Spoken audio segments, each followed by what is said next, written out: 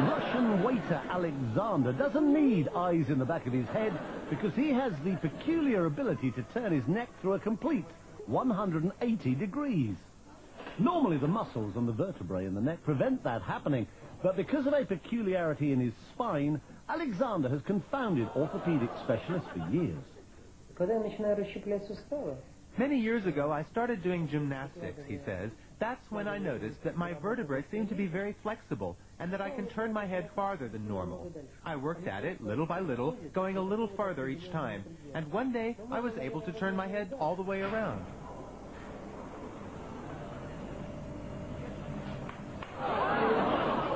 Despite the somewhat unsettling crunching of bones, Alexander claims to feel no pain, which is more than can be said for the people sitting behind him on a bus.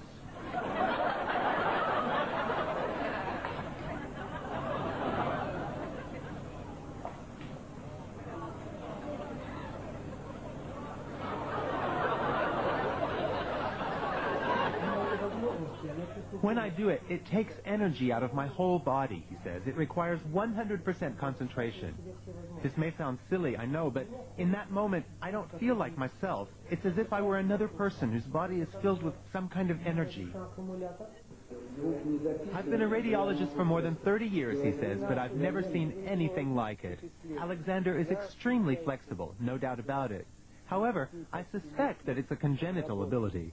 It's not something anyone could learn or train for. On the contrary, if someone else were to try it, they would surely break their neck. For me, it's absolutely normal and doesn't hurt at all.